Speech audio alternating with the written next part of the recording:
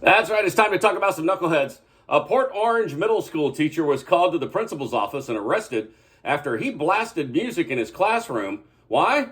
To disrupt students from taking the state assessment exam. Martin Reese, who's an art teacher, was hired just a few weeks ago by the school. He thought it wasn't fair to put extra stress on the kids by forcing them to take a test that the state is retiring after this year. You know, they're doing away with the state assessment exam, right? So he turned his music up really loud to cause enough of a disturbance that students would complain and the school would have no choice but to void the test. He streamed his stunt on Instagram for 50 minutes, during which time he explained what he was doing, talked to his students about their home lives, and admitted to smoking a lot of marijuana.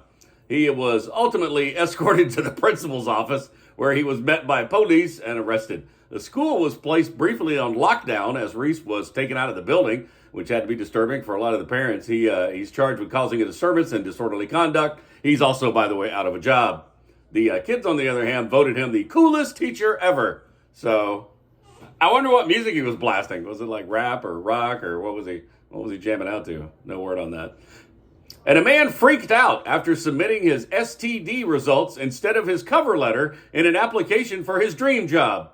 Yes, Jacques Paul had been job hunting for around 18 months when his last exciting opportunity arose in digital marketing with a big consulting firm. The 27-year-old, he spent hours filling out the job application and putting his best self forward, but it was only after hitting the submit button that he realized he'd made a crucial error. You get an email confirmation of your application, and it said to log in to see the status, which I did. I wanted to make sure everything was okay. Then I saw the PDF of the STD results and freaked out. Jacques had meant to attach his cover letter, but instead shared the results of his sexual health screening. Jacques feared the employer may not have even known it was a mistake, instead assuming he thought, hey, here's another good thing about me. I don't have an STD. I freaked out and just waited, hoping there was a very nice, sensible human on the other side seeing it and knowing it for what it was, an honest mistake, and they'd reach out for an actual cover letter. But that obviously didn't happen. Within 72 hours, I got a standard message saying they were not proceeding with the application. Depends on the job, I suppose. I mean, if you're going for adult film star, that might be relevant, but yeah.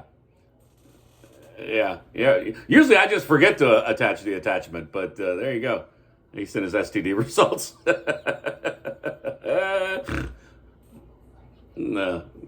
Those are your knuckleheads. You can find those stories wherever you get social media. Just look for Mel and Scott in the morning.